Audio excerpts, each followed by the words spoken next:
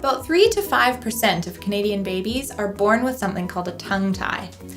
This is when their lingual frenulum, that little membrane under their tongue, is too big and it extends right to the tip of their tongue.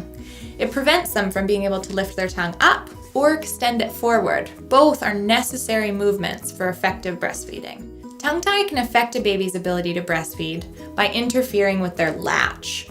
So they're not able to open their mouth up wide enough and extend their tongue out in order to get those flanged out fish lips. Having a baby that's tongue-tied creates a lot of challenges for breastfeeding for both you and for baby. For moms, it can lead to blocked ducts, which often causes engorgement and mastitis. But for baby, not being able to get that adequate milk supply means that they might not be gaining weight as effectively as they should.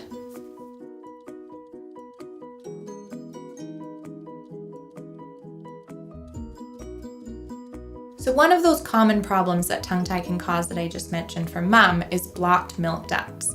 But in order to better understand how that works, let's have a look at a picture of normal breast anatomy. So you'll see here there's these little sacs called alveoli, and the alveoli are where the milk is created in the breast tissue. They're surrounded by these cells called myoepithelial cells that act almost like a muscle, and when they receive a surge of oxytocin, they contract and the milk is ejected. That's what a lot of moms call the letdown reflex. From the alveoli, the milk is ejected into the duct system. Small ducts lead into bigger ducts, which eventually terminate at the nipple.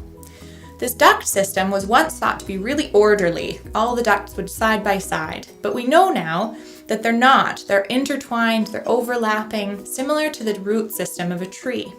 So it's really easy for those ducts to get compressed, especially if the infant isn't suckling properly and creating that vacuum.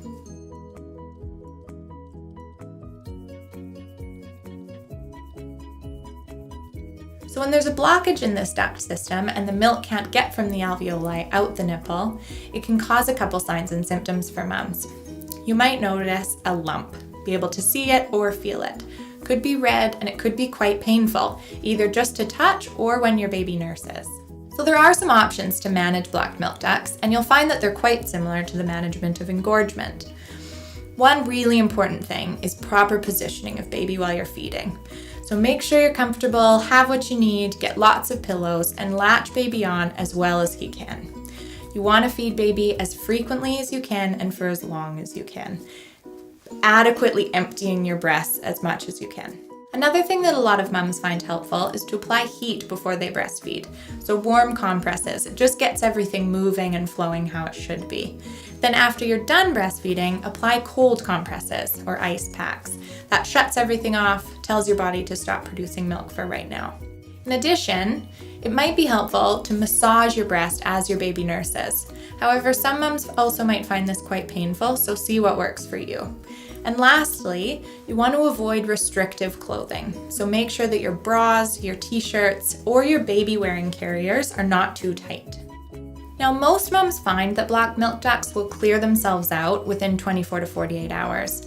But if they're being caused by a problem that's persistent, such as a tongue tie, they're not going to stop.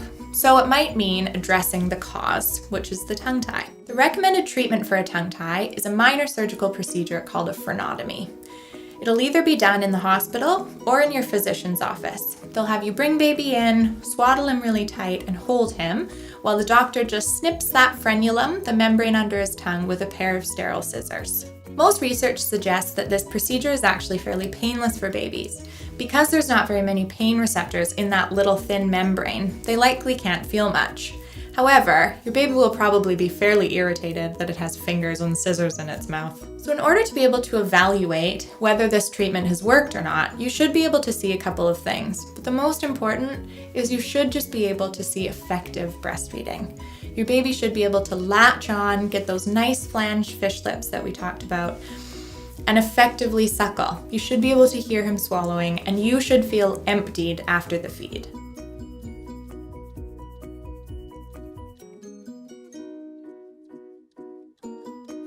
If you and your baby find yourself in this position, make sure that you access as many resources as you can. There's loads of good information online, along with chat rooms and blogs where you can communicate with other moms who are going through this. But also, make sure you get in touch with your public health unit and they'll hopefully hook you up with a lactation consultant who can guide you through this process. And keep in mind that you're not alone and you're not doing anything wrong. It's a condition that your baby was born with, and luckily, there's ways of treating it. So good luck and enjoy your new baby.